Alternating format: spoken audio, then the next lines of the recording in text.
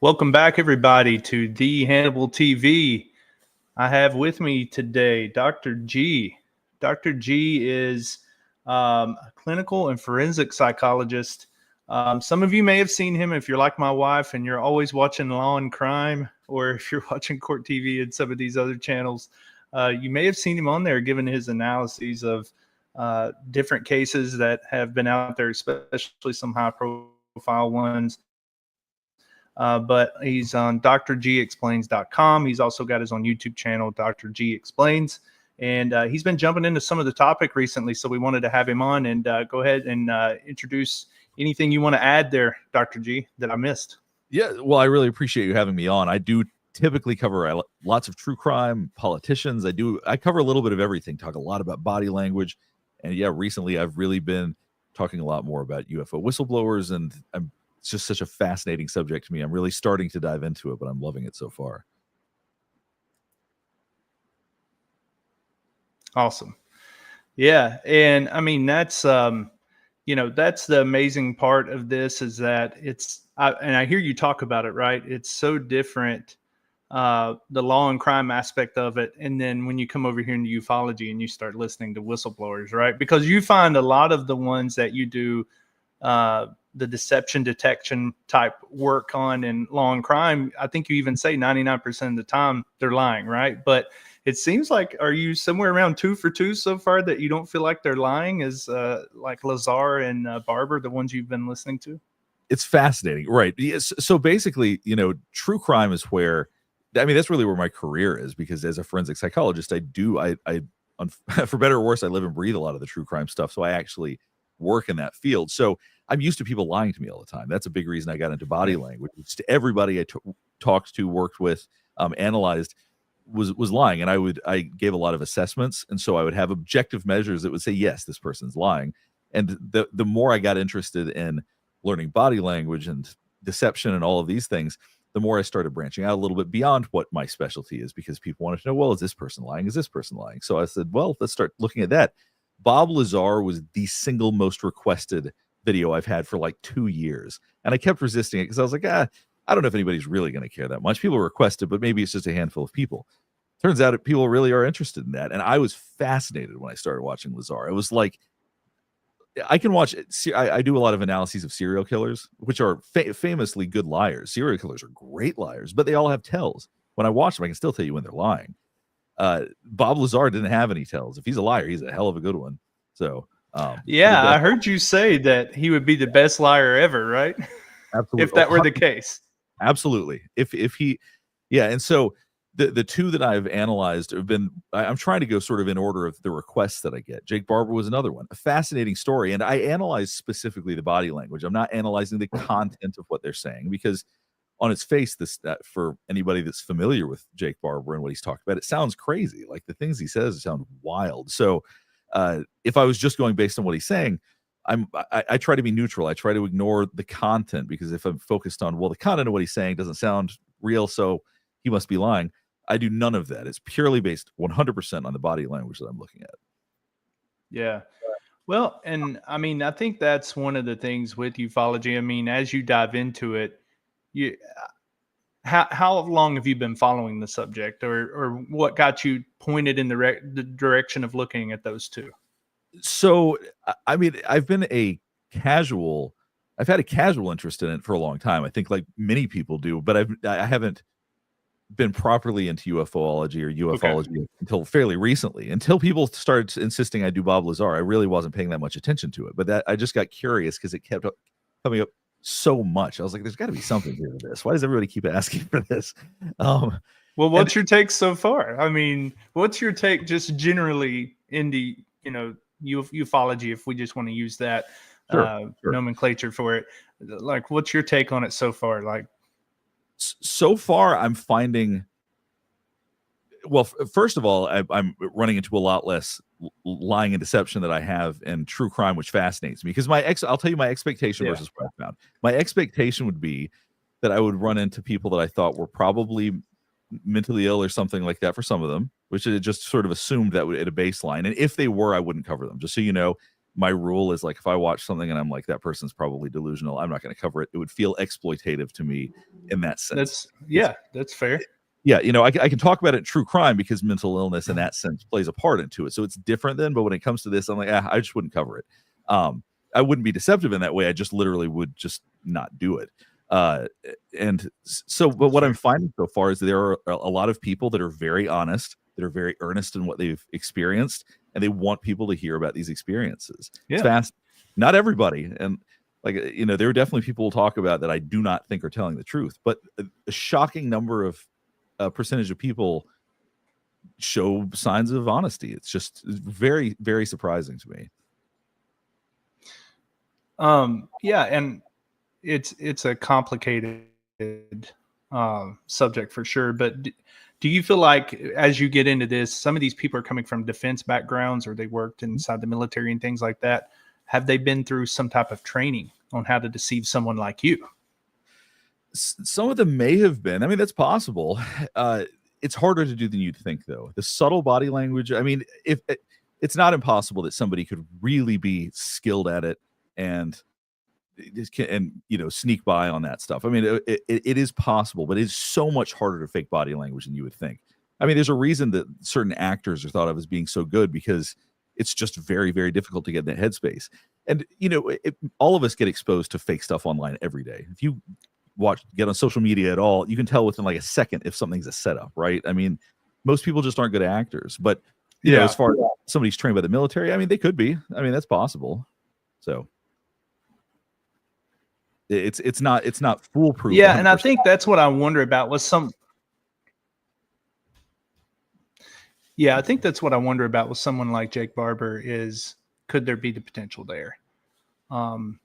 Knowing that he received some very secretive trainings, could there have been some training? I mean, when you're doing the law and crime scenario, I mean, wouldn't the defense go in and walk their defendant through something where they're putting them through some type of training on body language? Or do you know that, or do you know if they? I don't think that some of them. I'm sure that they talk about presenting yourself in a certain way, what you wear, all of that. They probably wouldn't use it in the specific context of body language, but they would be like, be mindful of this, don't do this, don't do that. I'm sure that some of that happens, but really being able to train oneself to pass with flying colors body language is really, really hard. I mean, there's some obvious things like, don't cross your arms and seem, defensive and stuff. I mean, there's some stuff that everybody knows, but the subtle things, most people have a very hard time controlling. I would have a hard time controlling it, and I know it extremely well. So. Yeah, because I mean, that's why I wonder, just like preparing the witness or preparing your defendant or preparing someone to give their account or give their story. I just wondered how much training some of these people are going through and saying, watch for this, don't do this. Almost like they're tells, and they don't want to show these types of things. So I just was curious if you had ever heard of that, like as far as going beyond just preparedness, like what you're talking about with not sitting with like this and things like that, but also, I've heard you give feedback on like when you're looking at Jake Barber or Lazar about how they sit with their body open or how they are staying engaged, or do they lean forward when they say stuff? I didn't know if there was that level of coaching on a law and crime side. I just assumed in a defense setting that some of these people, if there is that type of campaign going on where you are reliant on Jake Barber or someone like that to give a good performance, and I'm just playing devil's advocate here, but if they're required to give a good performance, hey, Jake, we need you to go in this interview. It's going to be aired everywhere. We need you to, you got to put your best foot forward if they coach them on some of these things about, what's the common one I hear with like light detecting of if they glance to one direction or if they're glancing to the upper right or in the lower left and things like that. Like, do they get into that type of training with them?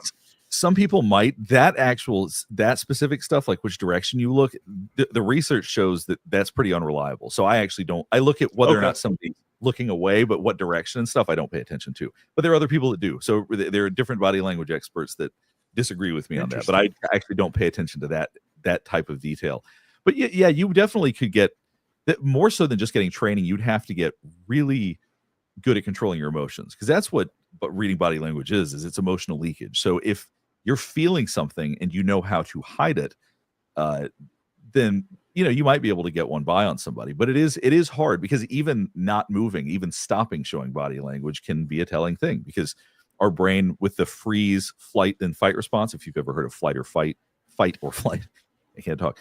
It's actually freeze, then flight, then fight. So the first thing people do is freeze. So when people are lying and it's a big one, sometimes they'll be like, if I'm talking right now with my hands, if I start lying, you might see me get much more still, stop moving around so much. So there's even the absence of body language. So that not only do they have to know what not to do, they have to know what to continue to do to make things convincing. So it's a very hard thing to control all of those. But it's obviously it'd be possible. I'm sure that there are people that work for the government that have been trained in body language extensively, but whether or not Jake Barber was, I have no idea. Yeah.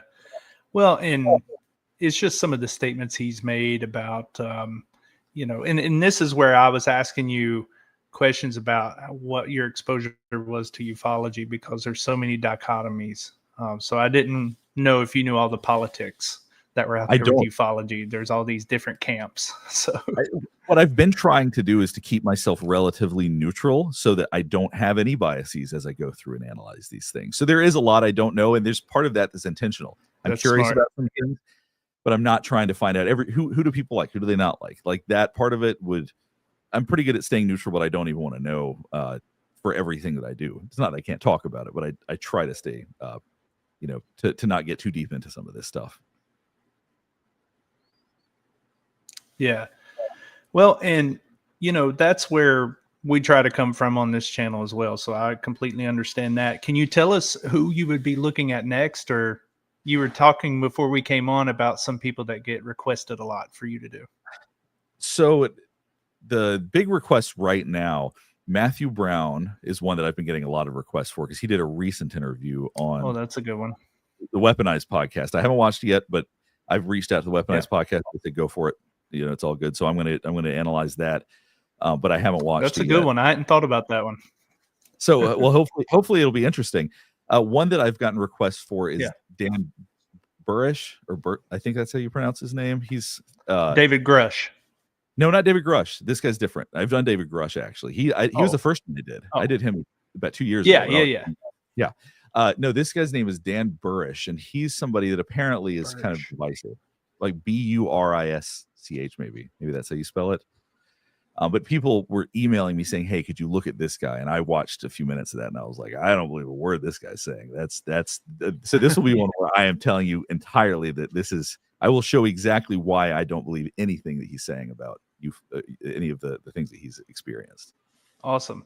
Yeah, because I mean, some of the big ones that come up that I see even pop up in some of your comments is like we were talking about Stephen Greer. That's a big one, right? That's going to be a big one. Mm-hmm. If you're looking for good interviews where you're going to get to see a lot of content and you'll be able to cut as much as you want, he did one on Jesse Michaels' podcast with American Alchemy, so that's a good one. And even some of the ones like Lou Elizondo. So the reason why I was taking you down this path with Jake Barber is because we wonder the same thing of someone like a Lou Elizondo coming from. He gets called a disinformation agent a lot. So have you watched any of Lou's stuff? I mean, I know he was on CNN a lot and he's been a name that's been out there, but have you seen Lou Elizondo or watched any of his content? Is he the one that was saying that aliens are here to harm us or something like that? Or no, or maybe I'm thinking of somebody else. I'll need to go back. I can't say definitively if I've watched him or not. There's a lot of folks that bits of. But he was the one that he introduced a lot of the 2017 stuff when that came out about the Tic Tac. He was always on Fox News or CNN. So gotcha. Okay. I'll have to go through and review his. I will say with Dr. Stephen Greer, his will be interesting because he's got so much content out there. One of the challenges with body language is that if somebody has repeated the same thing over and over again, eventually they don't feel anything anymore when they say it. So you really have to catch people either at a really meaningful interview or one that's high stakes or early on. Like the earlier, the better. Because, like I said, if you repeat, that's why when I did Bob Lazar's interview, I looked for one of the earliest ones I could find. Because if let's just say he wasn't telling the truth and he'd said it for 20 years, it's going to be much harder to read now than it would have been 20 years ago. So I look for early stuff. But so finding the right content of Dr. Greer is what I'm looking for. I want to make sure it is something that is high stakes where there could be some real emotion that would come through, so I can get a good feel for whether or not he's being deceptive. Yeah, there was a lot of emotion in that one. Good. Okay. With him and Jesse Michaels. But the one I was telling you about before we came on was one with Chris Bledsoe on Coulthard. So that's one that just was released recently. So that would be a really good one to look at, because that's a big story that's going on right now. I don't know if you're aware, but he made a prophecy that there's going to be some mass awakening in 2026. So a lot of people have their eyes on him right now. So that would be a really good one for you to do next as well. That sounds interesting. And one thing I said this on my video, but I'll say here because I think it's important for anybody that hasn't watched any of my content, is that I hate people that manipulate and lie. It bothers me so immensely. So my goal here, it's not that I look out to expose specifically liars. I'll watch people and say if they're telling the truth. But if I feel like someone is lying or trying to be manipulative, you are going to know it. I have no reason not to tell you if I think someone's a liar. So when I say someone is being honest, I really mean that's what I believe. And I'm looking for some people that I can, I'm not looking for people to expose, but I'm going to be more than happy if there is somebody and I'm like, I don't believe a word this guy's saying, to let everybody know that too. Well, how do you not let that give you a bias in the situation of someone like a Chris Bledsoe? Because like in 2008, there was a Discovery episode called the Fayetteville Incident, and you can watch that if you want before you do his. I don't know if it gives you a bias or not, but in that he fails a polygraph test. Yeah. And I don't know what your take is on polygraph tests. I wanted to hear your take on it, because it seems like people say they're shit if they fail them, and they celebrate them when they're passed. So they're inconsistent. There's a reason they're not admissible in court, because if you're an anxious person or you're just really nervous, you're going to have it's going to look terrible. So like if you have an anxiety disorder, I know nothing about Chris Bledsoe, but for example, if you have an anxiety disorder and you take a polygraph, good luck. It's going to be all over the place. So unless you can get a really good baseline with somebody, the results aren't that meaningful. I think that polygraph tests can be, a useful tool, but I don't think they're 100% by any stretch. So if somebody fails a polygraph test, that's one piece of different pieces of evidence I'd want to look at. But that's not all of a sudden, okay, then I'm going to throw out everything because he failed that. That doesn't mean that much to me. Yeah. But it still sounds like for this topic, you have to be a pretty open-minded person, right? Because again, wouldn't you come into it with a bias of this guy or gal can't be telling the truth? I mean, how do you not let that sway you? Well, part of it is, I mean, that's challenging, right? Because with the last video, particularly the Jake Barber one, because some of his claims are so outrageous, I had to think like, that my reputation is on the line here if I come out and say that, because I literally go to court. I go to trials.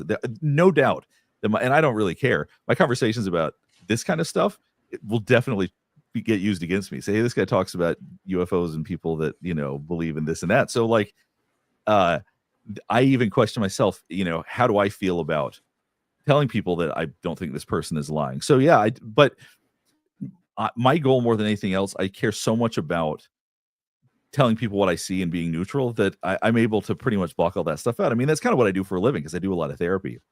And so, I have to be able to be neutral with people that come in with all sorts of issues. This doesn't really feel that different. And compared to a lot of the murders and stuff I've dealt with, it feels I can get, if I can be neutral about murders, I can be neutral about people talking about this stuff. So I'm able to compartmentalize any preconceived stuff. Good point.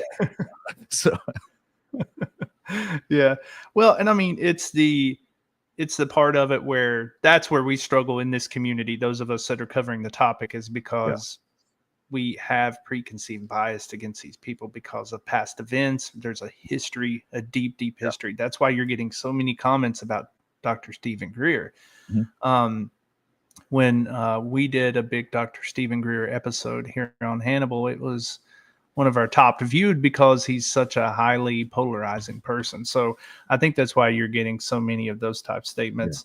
When you were watching Jake Barber though, and he was getting emotional, can you kind of talk about that again? And I don't know if people definitely need to go back. Those who are listening and those who are going to watch this, go check out Dr. G Explains, where he does these and the other ones if you're into law and crime. But I was glad that you covered somebody who gets emotional in their or that you picked at least that part, because it's like a 2.5 hour episode that Coulthard had to put in there.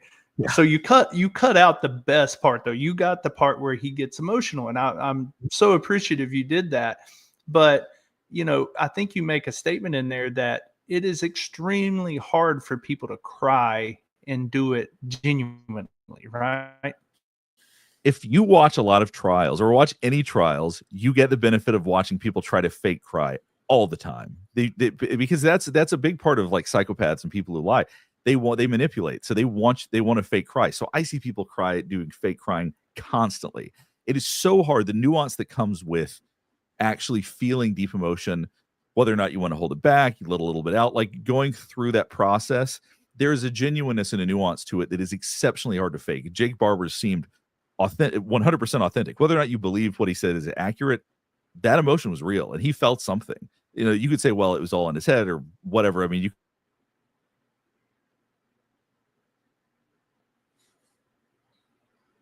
to people that want to perform, it will look like a performance because they always overdo it. People never know how to subtly cry an appropriate amount or to show an appropriate amount of emotion. They want to make sure you get it, so they tend to hit you over the head with it a little too much. So I find it exceptionally unlikely that any of that was inauthentic. Yeah. And I think that's the only one I can think of where there was that much emotion. Other than that, I mean, if you get into some of the Dr. Greer ones, especially the ones on Jesse Michaels' podcast, he gets angry with him at times. Mm-hmm. And I wondered if there was some perceived notion with that. When you are doing this type of analysis on someone and you see them getting upset a lot or defensive, is that a specific tell, or do you ever see that go one way or the other in what they're trying to cover up, or is it just because they feel inferior in the conversation or superior in the conversation? So obviously I'll have to watch it to be very specific about it. But anger, when we think about anger, it can do two things. One, it can protect us, or it can shape the behavior of others around you. So in essence, like if he's not liking the way he's being treated, sometimes people just, it might be a very authentic expression of anger. I'm not, like I said, I'd have to look at the context more, but anger is not always a sign of deception or lying. Actually, I tend to focus more on the opposite, that when people are trying to hide that, then they're more likely to be lying. When they're passionate, they're letting you see everything. They're letting you see their body language. Then we're oftentimes tapping into real emotions. Doesn't necessarily mean everything he said was true, but that we might be tapping into something more interesting there. So I'll definitely be curious to look at that. That sounds interesting. Yeah. And again, it's just one of those situations where, he's getting very emotional now. It's the opposite way of how Jake would be. Jake's getting emotional because he felt like he made or this, whatever it was, made an impression on him. With what you'll notice if you've not watched a lot of Jesse Michaels, it's usually a battle of wits. So I think Dr. Greer wanted to make sure that he knew that he was the wittiest of them all in that one. But, and going into one of your other ones with Grush, and remind me, which Grush review did you do? Did you do the one of Coulthard, or did you do the one of him on Capitol Hill? Both, actually. Those were the first ones I did. I did those. Both. I'd forgotten when we were talking about it. I first did the one with Cold Heart, and then I did the Capitol Hill one a little while later. Like that one was essentially when it happened. So yeah, I covered both of those. Okay. Yeah, because I think a lot had come out that, he was dealing with some trauma and things in his life. You didn't feel, though, that you were dealing with that scenario, right? Because you had said earlier that you don't like doing these analyses on people where you just feel like they're not, like you're taking advantage of the situation because they're obviously dealing with something. You never got that feeling with David Grush, did you? Like that, oh, this guy's off or seems off or something. No, there was never any concerns I had in that regard. I know a lot of people had comments about his mental health, but nothing that would impact what he was saying. I mean, if somebody has PTSD, they might be a little more anxious, so that might affect their body language, but that's not going to affect whether or not they're being deceptive. So even with those kinds of issues, I don't think it would have had much of a bearing on what I saw anyway. Yeah, because haven't you co-authored some things on PTSD or helping troops adjust? Yeah. I thought I read something on your website about that. That's right. It was a treatment manual for soldiers trying to reintegrate basically after being deployed, or people that had been downrange. So I used to work a lot with soldiers. I do a bit less now, but yeah. So I co-authored a book on treating. Actually, the book is for clinicians on how to treat PTSD. So it's very boring. That nobody should read it. That's not a clinician. So Well, I only bring it up because I feel like it's valid when you're getting ready to sit down with someone who could potentially have dealt with PTSD. I mean, he was deployed, and Sure. I don't know what all he went through. I mean, that right there enough would give me PTSD if I was just even deployed into a war zone. Sure. Yeah. But it just made me wonder with that, because I felt like his presentation was completely different in the two settings. So, the one on Capitol Hill, he seemed more, and I'm picking up on some of the things that you would say where he's leaning forward a lot. And then in the other ones, he's more laid back or sitting back in his chair. I didn't know if you picked up on that as well. I did. Well, it was funny because when I did the analysis of the Cold Heart interview, I kind of ended it with, I was a little vague in how I didn't say ultimately whether I thought I wasn't definitive about whether or not he was telling the truth or whether or not he was lying, but he had a lot of signs of body language that I was like, I don't love this. These are things that are concerning. He fixed all of those by the time he was on Capitol Hill. And I was like, I don't know if he saw my video or if he just felt differently on Capitol Hill, but he didn't do any of the stuff I pointed out. So yeah, he seemed much clearer, and sometimes the editing on videos might affect that too. You never know sort of how they're piecing it all together, but seeing him on Capitol Hill, he was great when he did that. Like, all of his body language was on point. There was nothing concerning at that point that I recall.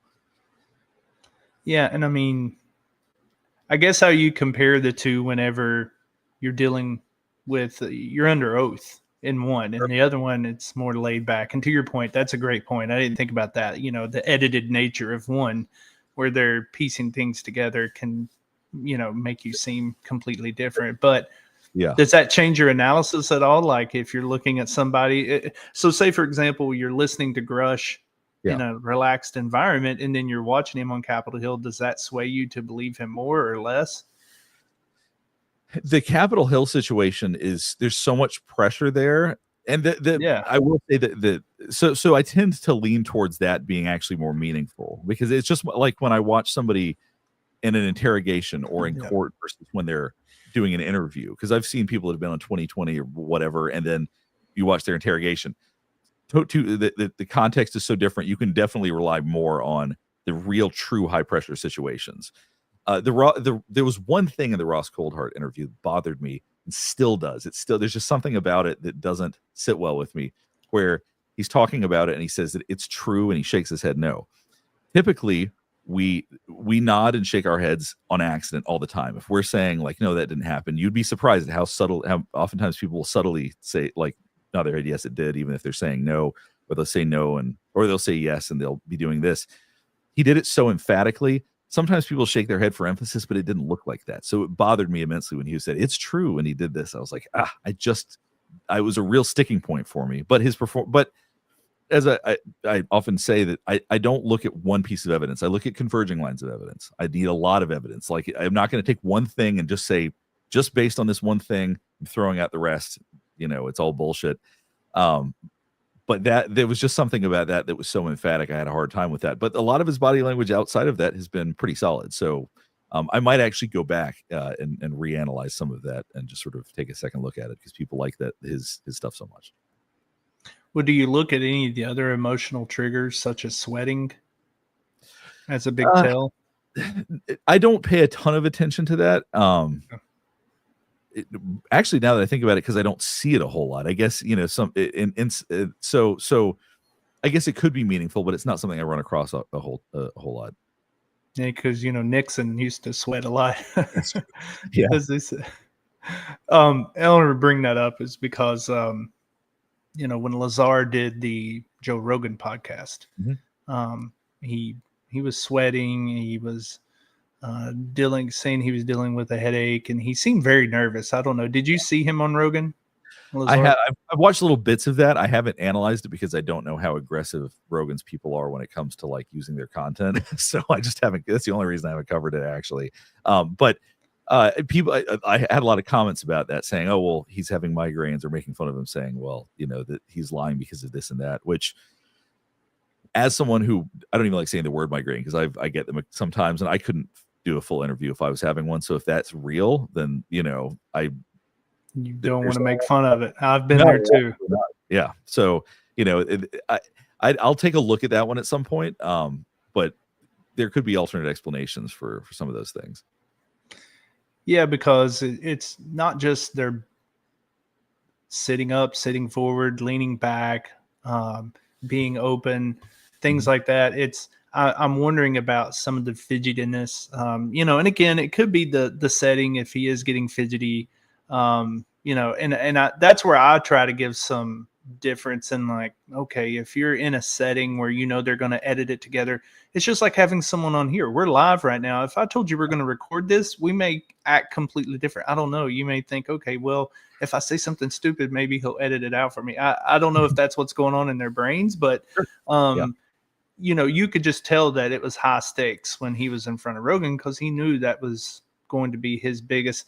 And it doesn't help that in that one, Jeremy Corbell is kind of his handler, and Jeremy's jumping in all the time to kind of like bail Bob out in certain scenarios. So, and it's got, to that point, it has like 60 some odd million views just on YouTube. So it really did have a lot of people did watch it. So, the nerves were probably pretty fair for him to have at that time.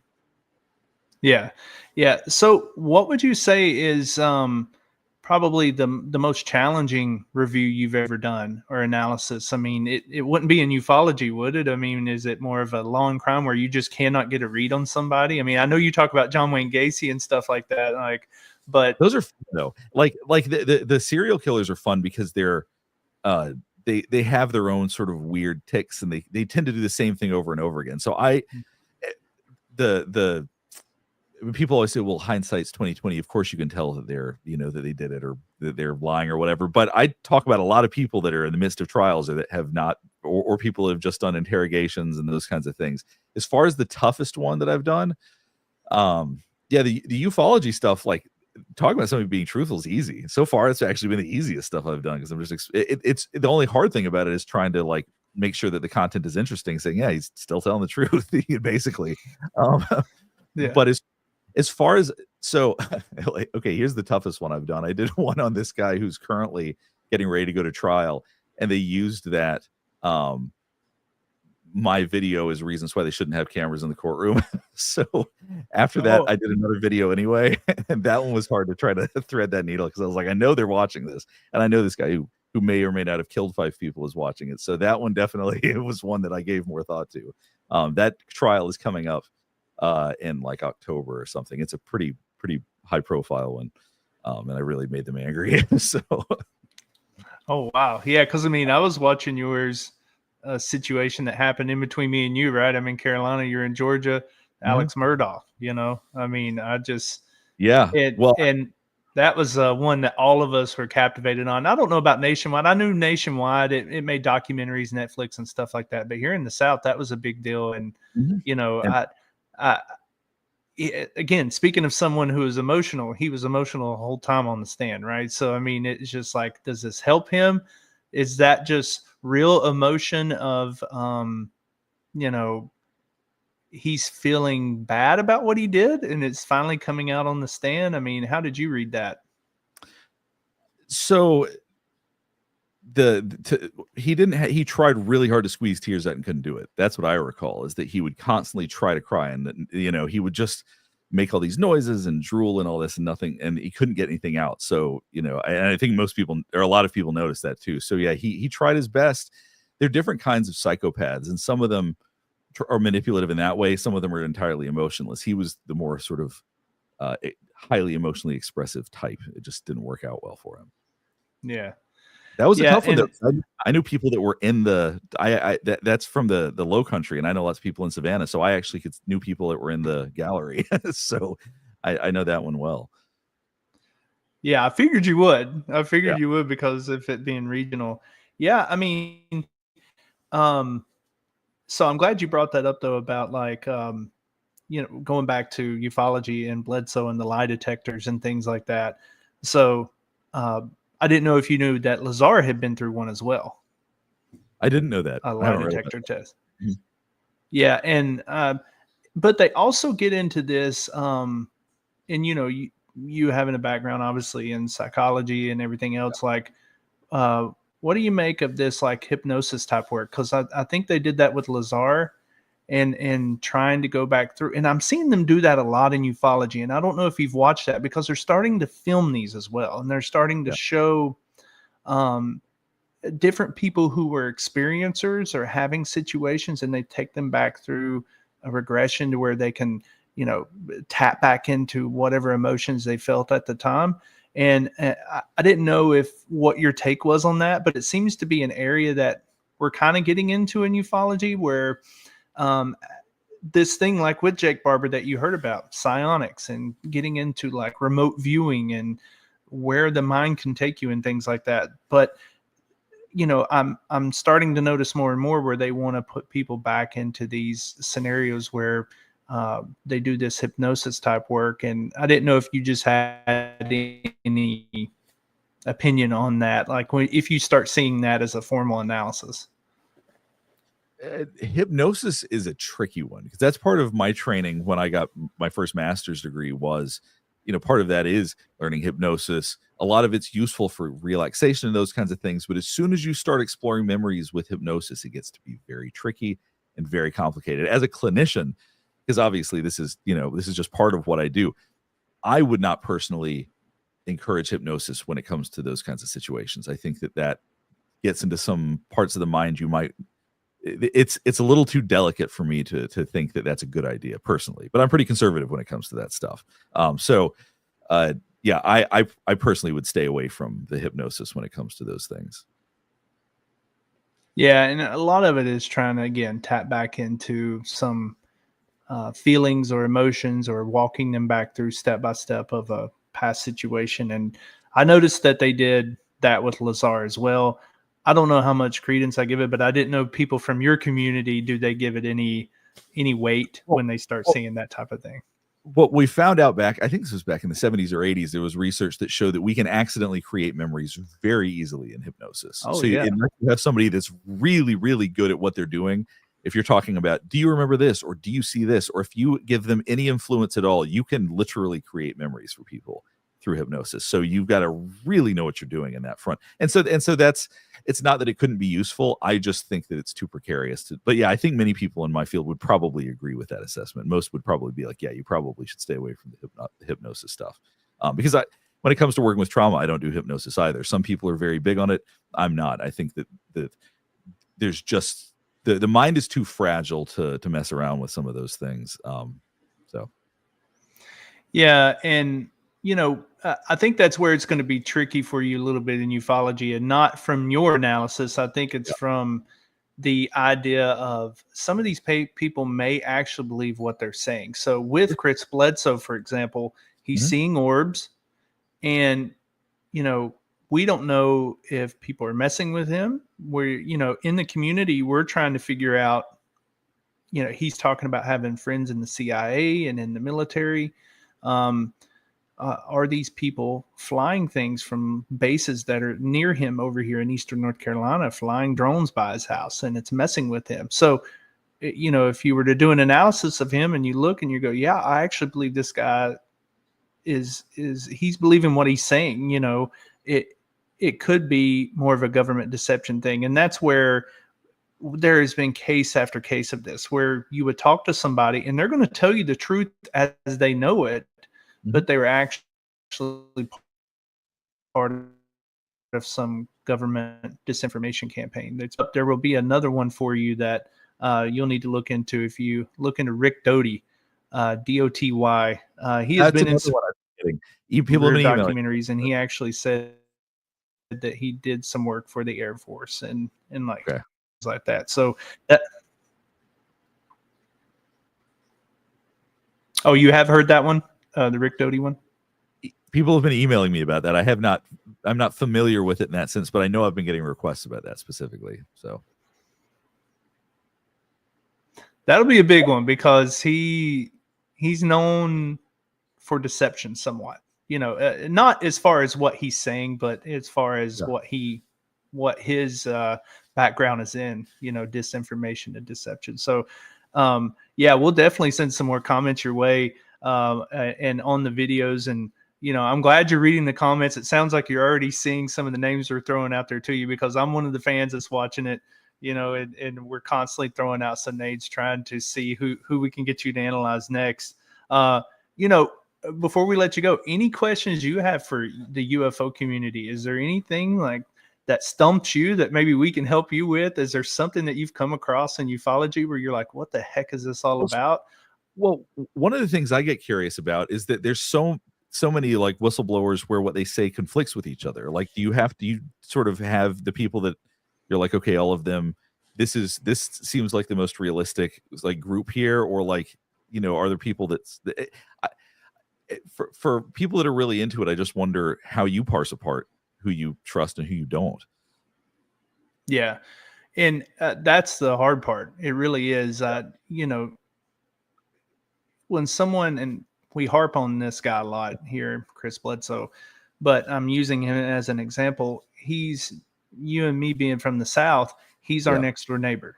When you start watching him, you're going to be like, oh, he's like thousands of Southerners I've met.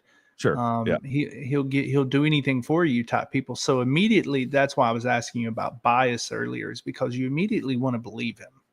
Yeah. Because he is the guy next door. Yeah.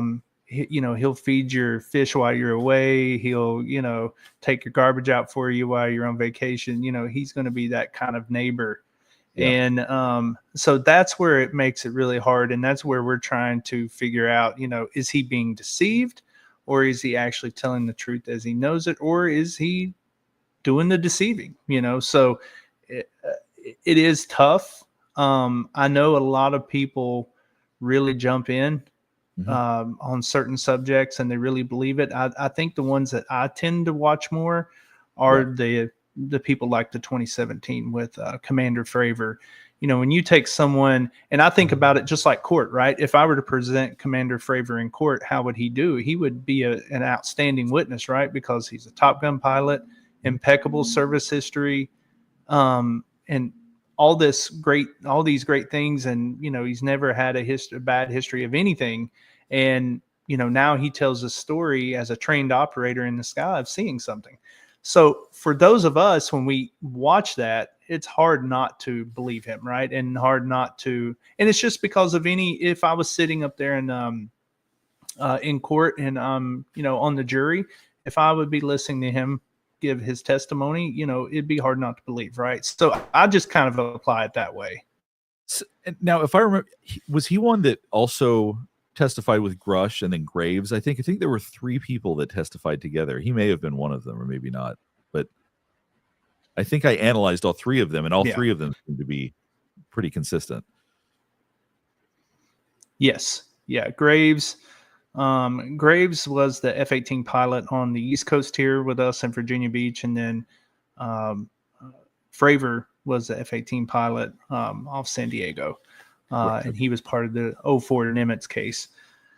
And yeah, that's where it gets very interesting, is when it's high-ranking military officials. I think we went for so long of it being just people like me and you, right? Just normal people going out in their backyard, and it's so hard to believe that person because we don't know that person, right? But when you can attach a lot of service history or things like that, like, okay, they were a Top Gun pilot for this long, and they had this many flight hours in an F-18, and and you start attaching all of the qualifications, and now it helps us kind of move the ball forward a little bit. Otherwise, there's a lot of money makers in this community, so that's where it gets a little tough. And you'll come to find that, as you continue to dig, there's a lot of book selling going on. There's and look, these people have to make a living too, right? I get it. I understand that, but at the same time, you have to kind of weigh that in. I don't know if Fravor's selling anything. I've never seen him sell me anything, so that always helps the situation. Yeah, and it's I think the one thing that fascinates me, and I'll talk about this when I cover some of the videos of people that I don't think are telling the truth, are for some of them that anybody's believing them, because some of them are so, and it's not just what they're saying is outlandish, but like the body language is so bad that they're so obviously lying. There was one guy who I was watching who was his body was like he was splayed out, his legs were open, his body was open. He clearly wanted to be the biggest guy in the room. It was talking about how important he was, and I was like, why would anybody believe this guy?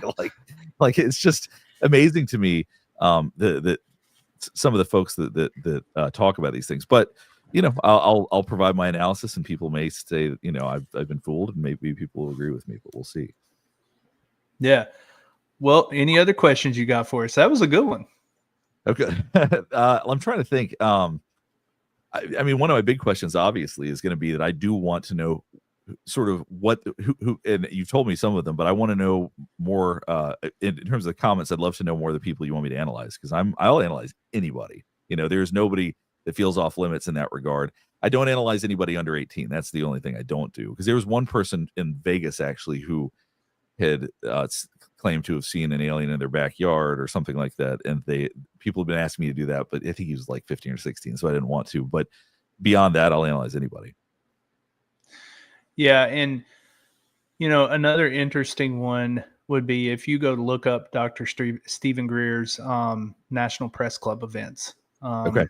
There's a lot of content there. He did one a long time ago, like 25 years ago, like around 01, right before 9/11, if I'm not mistaken. Okay. And he had a lot of military officials come out. And then he did another one here within the recent years where there were some big names that came out in that one. Jake Barber was actually there trying to run intercept on somebody who was going to be speaking at that. Michael Herrera, I think was his name. And he tells a story of being deployed somewhere out in the Indo-Pacific or Far East area, and they were having to make a humanitarian stop because of and he was with the Army or the Marines. I can't remember which branch he was with, but they had to make a stop to help out with a tsunami situation, and they ran across a UFO operation, and the UFO was actually being used as part of the operation, according to him. The only reason I bring up Michael Herrera to you is he's starting to get a lot of noise. He was in George Knapp's, at the end of George Knapp's Investigation Alien Netflix special. He comes out and talks to George at the end of it. And Michael did Sean Ryan's show. So I guess a good spot for you to find some of these people too is on Sean Ryan. So if you're looking for a non-confrontational Dr. Greer to watch, he did the Sean Ryan show. Have you ever watched any of Sean's stuff?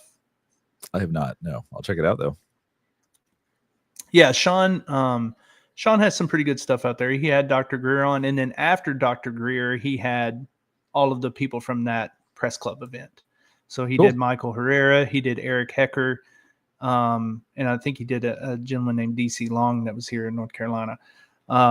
So DC Long and Eric Hecker, not as much. Those stories haven't really caught on as much, but Michael Herrera's has, and he's done a lot of podcasts and TV series since then. So he's been on with Jesse Michaels, and like I said, he did a brief cameo there on Netflix with George Knapp's Investigation Aliens. So that might be someone who, if you're looking for someone else, again, like a Jake Barber, an operator, that might be a good one to look at. And you would get a lot of content from the Sean Ryan show of watching Michael Herrera on there. But if you did want to watch him actually at the press club event, you can see him give his detail there as well.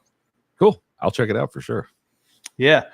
Well, I'm glad you came on with us. This was really cool. I hope this gave some of the fans a little different take. We're always talking about recent news and things like that and the testimonies these people are giving, but we're never giving you a lot of the analytics of like people really watching what they're saying. Just to let you know, Dr. G, we normally just keep up with the prophecies that these people are spewing. They're always saying something's coming and something's heading down the turnpike, but we never really cover this angle of someone coming in and really putting a different read on these people, because you even brought it up earlier. You said you like to look at the full stack of evidence when you're reviewing something, right? And this is part of that full stack, right? There's their story, then there could be people like yourself who are providing more of a professional analysis of them giving their story and actually telling it to us. So I really appreciate the perspective. Hopefully we can have you on again, but we will include the links below to your channel. Again, Dr. G Explains. It's very easy to find on YouTube, and that's the website as well. Yep. So please go over, subscribe, check him out. Any closing comments for you, Dr. G? Anything you want to say? I just appreciate y'all sitting and listening and giving me a shot to talk about some of this stuff. I'm not part of this community yet. I'm talking about some of the whistleblowers and all that, but it's, I'm hoping to continue to analyze this and hopefully people enjoy the content I'm creating. So I appreciate y'all checking it out. All right. Thank you so much, Dr. G. You got it. Thanks.